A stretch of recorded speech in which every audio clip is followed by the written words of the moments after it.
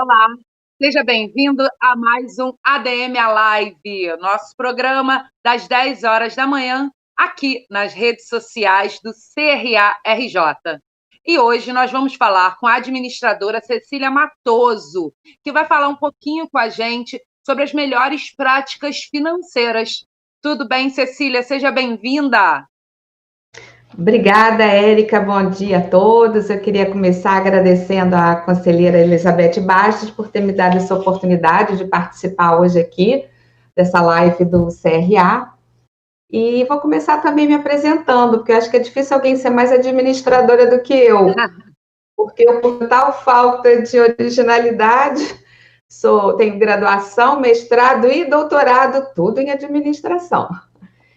E também trabalhei muito tempo na área de marketing e hoje eu sou professora do mestrado da Universidade Estácio de Sá e da Escola Nacional de Seguros, né, antiga Fonenseg. E eu ganhei uma bolsa de produtividade da Estácio para justamente pesquisar as melhores práticas de educação financeira e resolvi compartilhar com vocês esse conhecimento.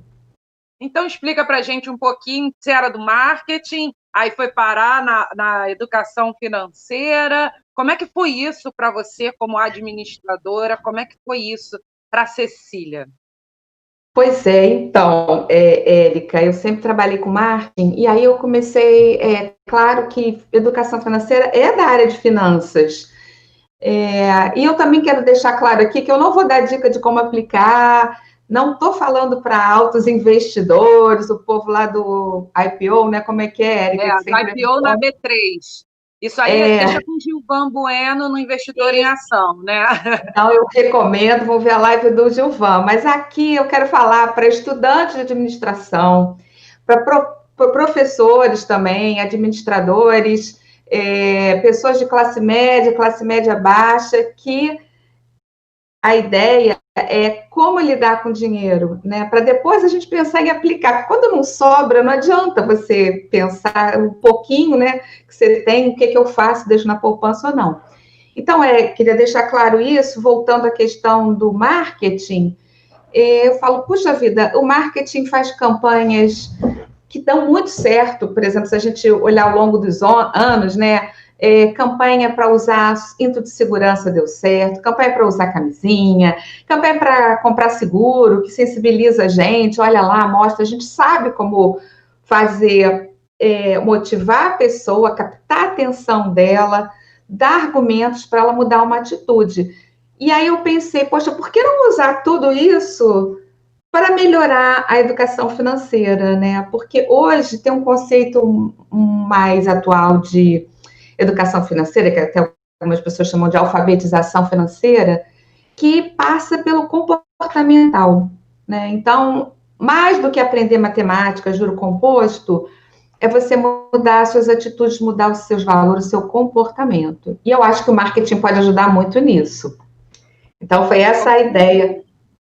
Né? Com certeza. E engraçado, quando você fala dessa influência do marketing, eu vejo muito isso das pessoas, da sociedade brasileira, ter muito na cabeça de, não, matemática é difícil, educação financeira é só número, onde é que eu vou botar vírgula? O que eu vou fazer com isso? Então, eu acho que tem que começar a mudar esse tipo de pensamento até para o Brasil poder melhorar nessa questão, não é, Cecília?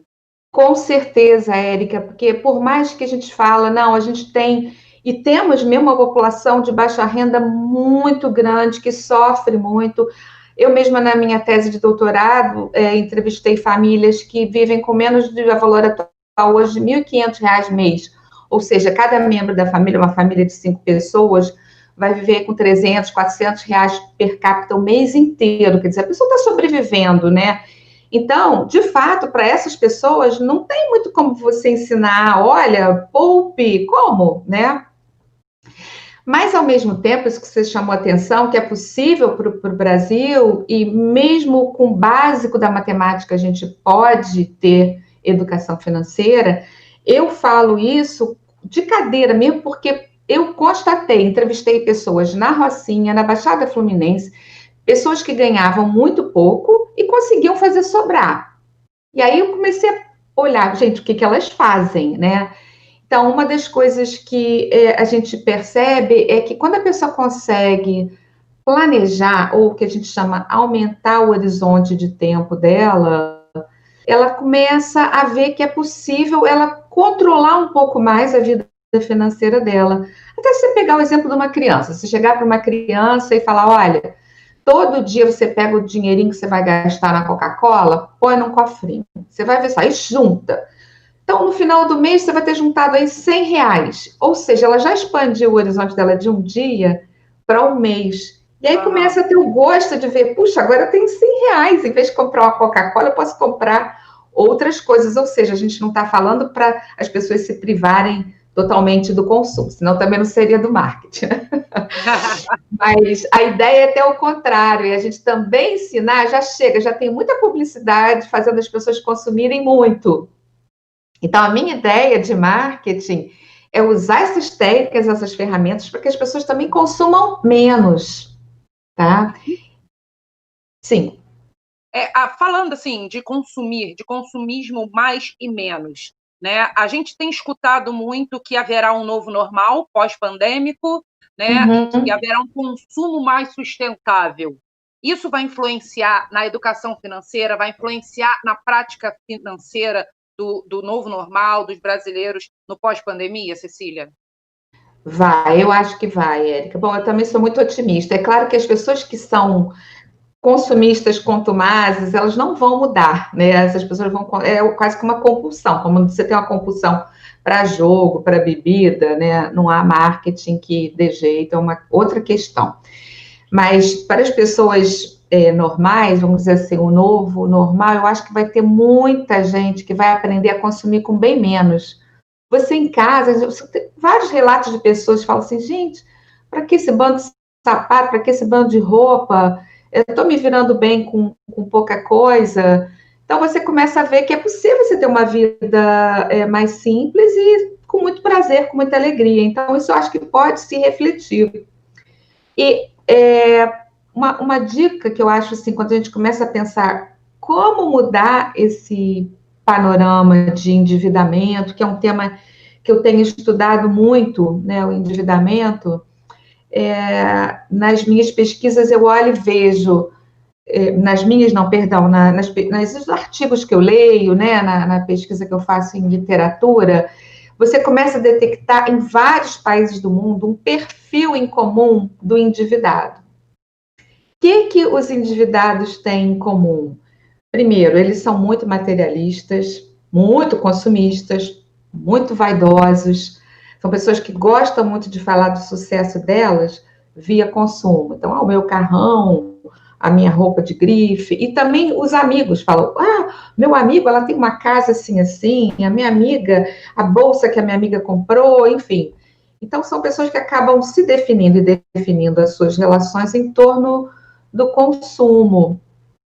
E isso leva ao endividamento. E endividamento não leva a uma boa saúde mental e física, né? Então, a gente tem que começar a combater para que as pessoas não caiam nessa armadilha do consumismo exacerbado. E eu acho que a pandemia é um bom exercício para isso, para a gente começar a pensar dos nossos reais valores, né?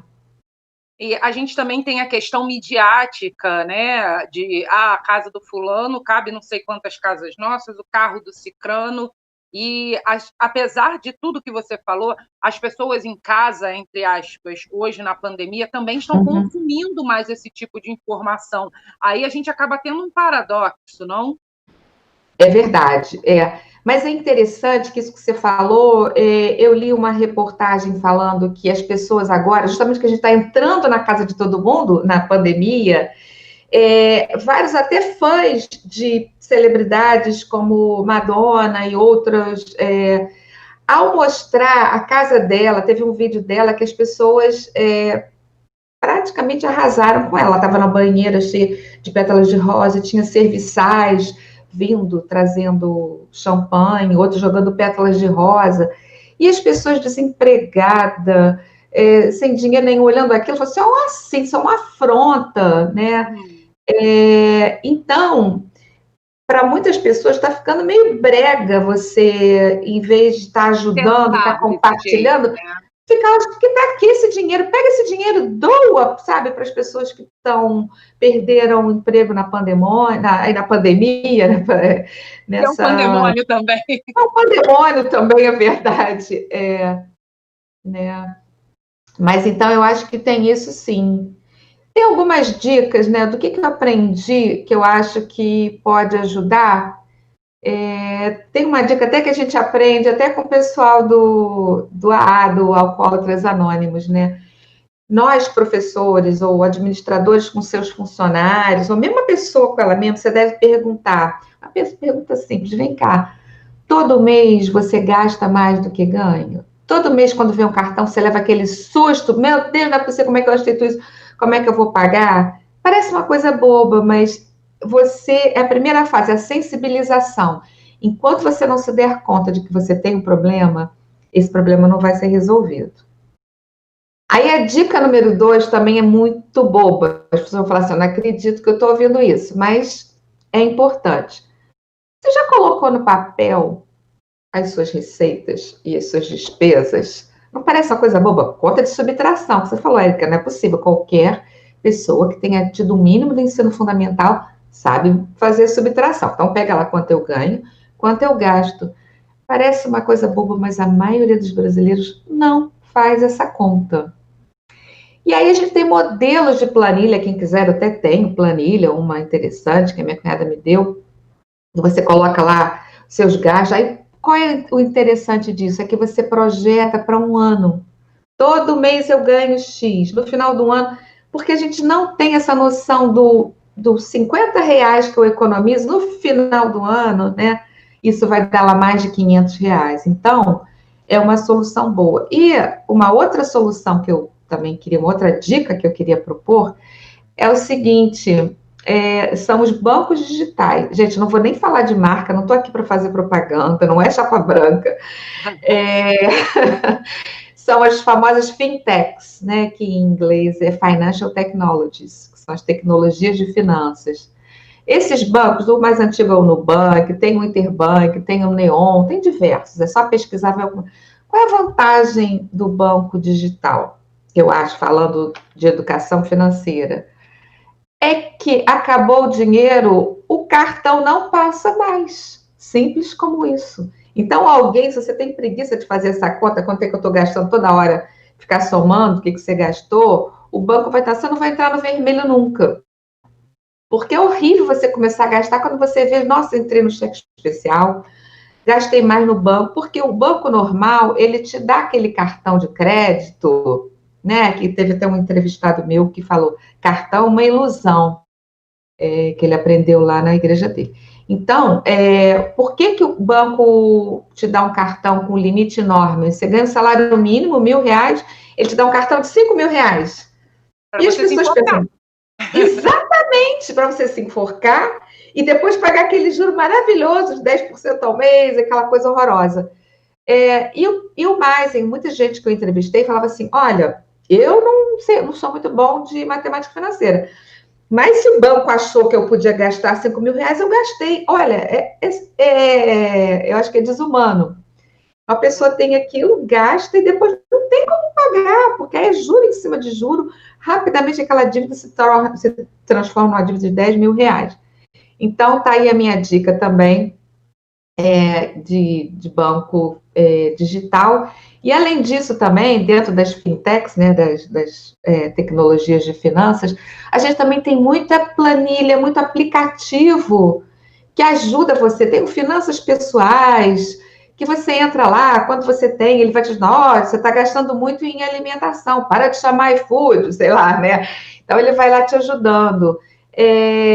Até o PagSeguro também é uma fintech, o Quinto Andar também é fintech. Então, fintech é algo meio difuso, são várias categorias. Exatamente. O importante é se organizar, né? Saber, para entender onde está o problema, é isso? É onde está o problema. Primeiro eu tenho problema e agora eu tenho que saber onde é que está o problema. Perfeito, Érica. E aí esses aplicativos podem ajudar muito a mostrar você, a se organizar e mostrar aonde está o problema. Perfeito. Tá? E aí a gente achou o problema. O que eu vou fazer a partir de agora? Então, aí A a partir da... educação financeira, como é agora? Achei o meu problema. E agora, Cecília? E agora, José? Então, você começa a fazer conta e você vai poder ver aonde você tem que cortar, o que você não pode gastar mais, aonde você tem que... como você tem que trabalhar para tentar cortar e fazer sobrar, tá? Tudo bem, eu não estou falando daquelas famílias que sobrevivem, realmente as famílias não têm de menos de R$ 1.500 mês, não tem como fazer sobrar. Mas um pouco acima disso já dá para fazer sobrar, e é importante a pessoa aprender esse exercício. Até como tempo, né? Eu lembro quando eu comecei a trabalhar em evento, as pessoas falavam assim, ó, começa a planejar do fim para o início. Como é que é isso? Seu evento vai ser dia 15, você começa, bom, dia 15, 10 horas, um pouco antes, o que eu tenho que fazer? Então, uma semana antes, um mês antes. É a mesma coisa com planejamento financeiro. Bom, se eu quero juntar um dinheiro para reformar a minha casa, eu quero juntar um dinheiro para a minha faculdade, para poder pagar uma dívida, alguma coisa, quanto eu tenho que juntar? Então, eu tenho que, durante tanto tempo, para eu chegar lá em dezembro com X, vamos começar da agora. Onde é que eu posso cortar? Corta supermercado, compra comida mais barata, aprende a cozinhar. São diversas dicas. E porque outra saída é aumentar a receita. No meio da pandemia, a gente não consegue pensar muito.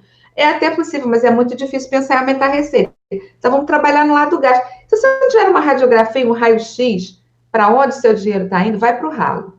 Então, essa é a questão que eu acho que é a dica importante. Porque se eu não fizer sobrar, não adianta. Eu nunca vou tirar o pé do lodo. E aí... fala, por favor. Sim, não. Depois que sobrar, um outro alerta, uma outra dica que eu acho importante falar é que quando sobra, você tem um pouquinho de dinheiro, e aí o que eu faço? Né? Então, a dica, não pergunta para o gerente do banco o que você faz com esse dinheiro. Eu peço até desculpa para as pessoas que trabalham em banco, eu sei que tem muita gente bacana, honesta, se você tem um amigo gerente de banco, ótimo. Mas, de um modo geral, o gerente de banco, eu sei que tem amigos meus que falam, Cília, eu tinha que bater meta. Você empurra produto que não é eu, com a minha idade, me ofereceram agora para fazer uma previdência privada. Quer dizer, previdência privada que o governo fica com 25% de seus ganhos, tem uma taxa administrativa que pode ser muito alta, assim, essa altura do campeonato, e a gerente querendo me convencer que era o melhor investimento que eu podia fazer na minha vida essa altura. Quer dizer, então, qual é a dica que eu dou? Busca, nem que seja pagando um analista financeiro, tá? Também existem aplicativos que ajudam. Mesma coisa, seguro, é importante a gente fazer seguro. Não é porque eu dou aula na Escola Nacional de Seguros que eu estou falando isso, é porque a gente tem que se precaver. E aí tem muito tutorial que ajuda você a escolher um bom seguro, que te explica também, porque entender o segurez não é fácil, é uma linguagem bastante prêmio, não é, é o que você paga, não é o que, enfim. Então, eu aconselho as pessoas a buscarem. Tem vários para todos os gostos. Você tem tutorial, tem aplicativo, então eu volto a falar, porque na minha história de vida bancária, né, mais de 40 anos, nunca nessa história da minha vida bancária me ofereceram um produto que fosse bom para mim. Então, a gente tem que desconfiar muito. Eu faço esse alerta porque eu também já vi muita gente, amiga, se dar muito mal, né, com essa pessoa já mais idosa que comprou um pique, e ela tinha que ficar 2 anos sem mexer, teve que usar o cheque especial, com o dinheiro dela parado lá. É criminoso, entendeu? Porque a gerente pediu, falou, me ajuda aqui a bater meta, a senhora vai poder ser sorteada. Enfim, então fica aí o alerta também, né? Da gente consultar quem entende. É que nem um médico de confiança, você tem que ter um médico financeiro, um analista de confiança financeira. Cecília, é interessante, assim, as pessoas têm a ideia de que eu só posso poupar, eu só posso ter uma educação financeira se tiver dinheiro sobrando, se eu tiver muito dinheiro. Mas não é assim. A partir do pouco, você já pode poupar. E a educação financeira, mesmo se você não puder poupar, é importante para o seu dia a dia, para você saber como gastar, não é isso? Exatamente. O segredo é isso, é saber como gastar. é consumir menos. E aí, como gastar e consumir menos, ter o que a gente chama do consumo consciente, tá? O gasto consciente, o uso do dinheiro consciente. Porque, como eu falei, uma outra característica dos endividados é o prazer de consumir via dívida. Ah, amanhã dinheiro pinta, pá, não vou deixar essa oportunidade passar, vai ser maravilhoso. E aí, por conta de um prazer, num período de tempo muito pequeno, você fica se lascando, pagando juro por muito tempo, né? Então, eu acho que o que significa a gente mudar os valores para justamente fazer sobrar, e como você falou, nem que seja R$ 50, sabe? Mas é importante a gente ter essa disciplina de saber que, não, eu consigo me organizar, tá? Eu estou com as rédeas na minha mão dos meus gastos financeiros. E aí você vai ter prazer, porque quando você gasta conscientemente, com as contas ali vendo, não, porque tudo na vida é uma questão de escolha alternativa. Se você escolhe A, você preteriu B, você deixou de fazer B, né? Uhum. E quando você sequer pensa em B, porque para você o futuro não existe, depois o futuro acontece e você fala, ai, nossa, e agora eu não devia? E vem aquele mal-estar, isso afeta a saúde. Então a gente tem que pensar no futuro, sim. E para pensar no futuro, uma boa dica é isso: põe a finança em ordem, fala, vou economizar R$ 5, né? A gente vê exemplo de outros povos, assim, vem coreanos aqui para o Brasil, com a mão na frente, outra atrás, trabalham, juntam, tem meta, coloca o filho na faculdade. A segunda geração já está uma classe média alta, você fica assim, puxa, o outro veio para cá, né? Mas não estou querendo dizer também que a gente deva só trabalhar e não ter prazer nenhum.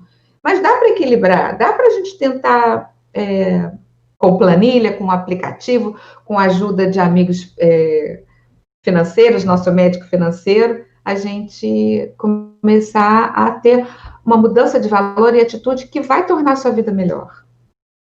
Cecília, a gente está recebendo vários comentários aqui nas nossas redes sociais, né? As pessoas falando que precisam muito mesmo de orientação financeira, a Bernadette falou, a Elisângela falou de planejar, organizar, dirigir e controlar, né? Falaram também, o Guararipe falou que os bancos criam padrões, né? Jargões que são difíceis para as pessoas, basicamente corroborando o que a gente está conversando. Mas a questão do consumo consciente, da importância do consumo consciente, me chamou a atenção num comentário aqui da Rosângela Arruda, e que ela diz, Rosângela Arruda, que também é administradora, então entende bem o que você está falando, uma querida que sempre está lá no CRA, ela está falando sobre a questão de juntar dinheiro ser um comportamento, e não pegar as sobras de dinheiro, mas fazer sobrar dinheiro através do consumo consciente. Seria isso? Não é pegar as sobras, isso. mas fazer sobrar. Não é pegar as sobras, é exatamente isso. Essa que é a atitude positiva. Eu vou fazer sobrar. Tem até algumas culturas que eles pegam, receber o salário, eu já separo, eu vou juntar X%. E esse mecanismo é possível, porque você vê algumas pessoas, até eu estudei, os professores Brusque e Fortuna falam de poupança invertida. Poxa, se a pessoa consegue todo mês pagar uma prestação de R$ 10, R$ 50 para comprar um bem, é porque ela consegue, ela tem dinheiro, a disciplina para todo mês honrar e pagar aquela prestação de R$ 50. Então, ela poderia pegar esses R$ 50 e poupar. Só que ao comprar o bem, ela já está usufruindo daquele bem. Então, ela tem esse prazer, ela tem um benefício, né? Então, a diferença é que você já está com o dinheiro ali. Agora, como é que eu faço para preventivamente já me planejar e ter um uso consciente do dinheiro? Primeiro, eu tenho que, como eu falei, organizar. E a questão de você sonhar, eu vou até de novo falar do marketing. A gente tem campanha de seguro, tá? O que eles fazem? Eles mostram, olha, você com a sua casa própria, sem nenhum problema. Olha, se acontecer alguma coisa, você está tranquilo, porque você fez um seguro. Então, mostra um lado positivo, mostra um futuro. A mesma coisa também, alguns bancos fazem, mostrando, olha, se você juntar ou fizer uma aplicação X, você vai conseguir a sua casa própria. Então, melhor do que entrar nesse banco é você mesma falar, não, quanto eu tenho que juntar para comprar a minha casa, para pagar a minha prestação? Você se organiza e já junta aquele dinheiro. E depois você que vai decidir aonde você vai colocar esse dinheiro para render, para aplicar. Né? Então, essa organização é que eu acho possível você começar ao ter um sonho, ou seja, ao se projetar no futuro, você consegue poupar hoje, porque você tem uma meta, você tem algo para falar. Não, é muito difícil você falar, vou deixar de tomar minha Coca-Cola, vou deixar de comprar não sei o quê. É só perda, perda, perda, já tem uma vida tão apertada, ainda vou ter mais perda. Mas se você sabe que isso é em prol de algo que vai te alavancar, vai te dar muito sucesso, vai te dar muita alegria, puxa, por que não? Né? Então, essa é a diferença de mudança de mentalidade e atitude. Olha, uma pessoa aqui no Instagram já sabe que precisa muito aprender, porque já me enrolei muito por falta de educação financeira. O Carlos, ele já sabe que ele precisa aprender, ele já passou da primeira parte, né? Mas ele já passou da nossa primeira dica. Mas dois comentários que eu gostei aqui foi da Lu Costa, acredito que seja a Lu ou o Lu, não sei, e Sibeli Lopes, que estão falando da importância da educação financeira fazer parte das grades curriculares da escola. Não só de faculdade, não, vou entrar na área financeira. Não, começar desde o pequenininho, desde a pequenininha.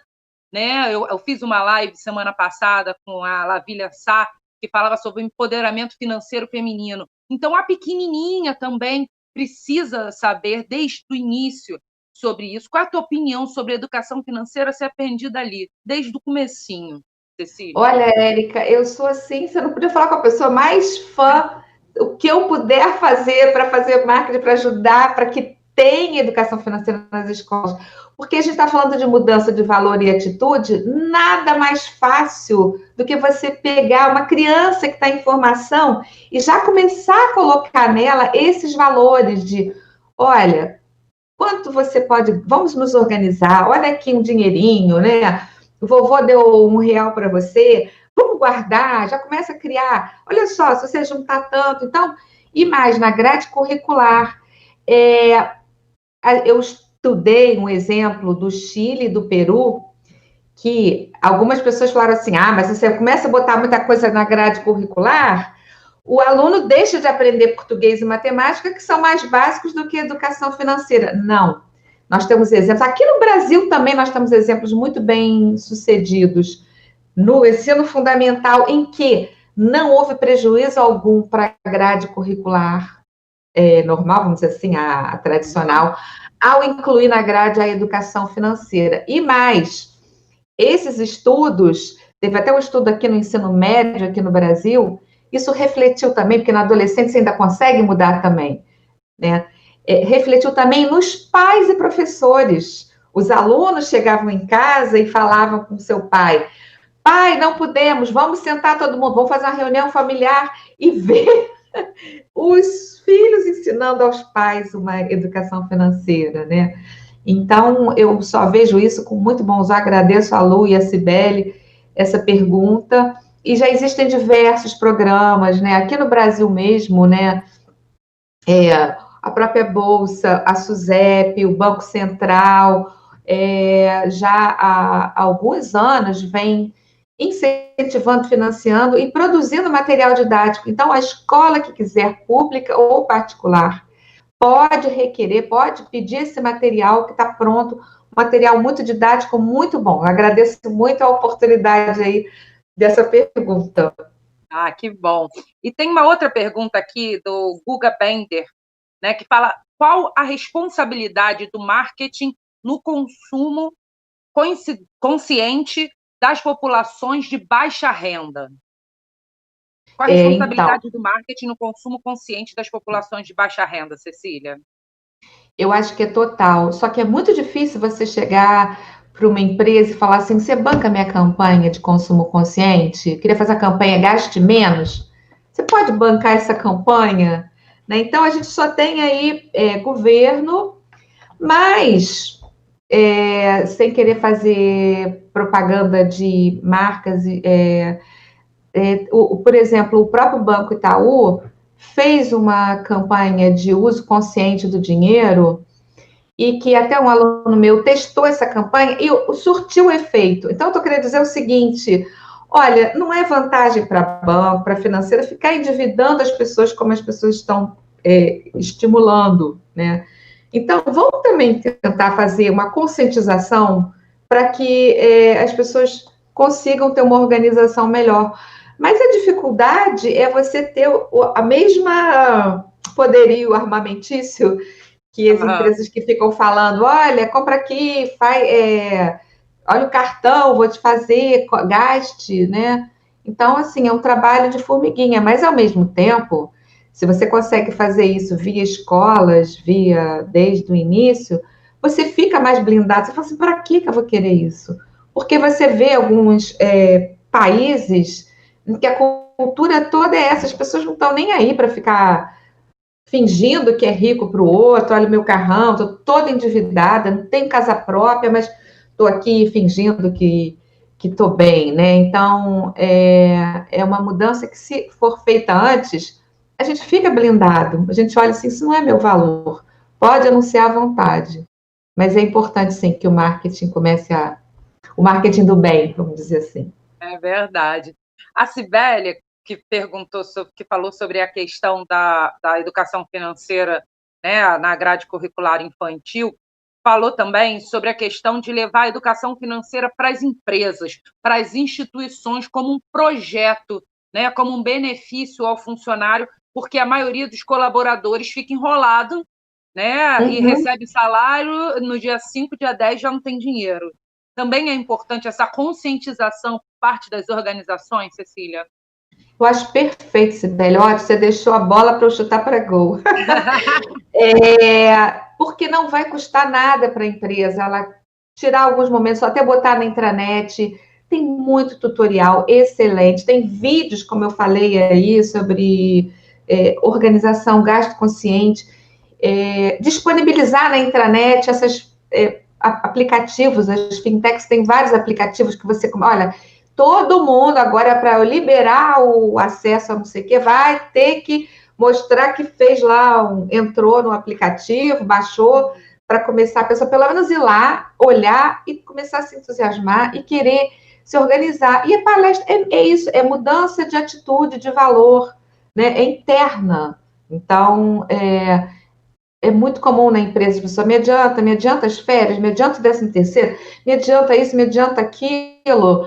E as empresas fazem, né? Não estou dizendo que elas não deveriam fazer, mas se elas pudessem ensinar mais educação financeira, né, controle de gastos, consciência, as pessoas conseguiriam viver mais dentro da sua própria realidade. Então, eu acho que é primordial, é para ontem que as empresas, é responsabilidade da empresa, sim, né, dar essa educação financeira para seus funcionários. Bom, para a gente fechar esse papo, Cecília, que está muito gostoso, estamos com muita gente falando, mas precisamos fechar, que já estamos com 35 minutos, e você falando que eram 20, já estamos com 35. Né? Eu queria que você desse aquela dica, aquele pontinho nevrálgico para quem precisa, para quem quer melhorar nessa questão da educação financeira, Cecília, para a gente fechar e a pessoa ficar com aquilo na cabeça, aquele sussurro. Olha, para 5 minutos hoje, coloca na planilha, no papel, onde você quiser, seus gastos, analisa e fala: a partir de amanhã eu vou economizar, eu vou diminuir aqui, eu vou tomar essa atitude, eu não vou mais ficar, aquela promoção, leve 2, pague 1, eu não preciso de 2, eu preciso de um só.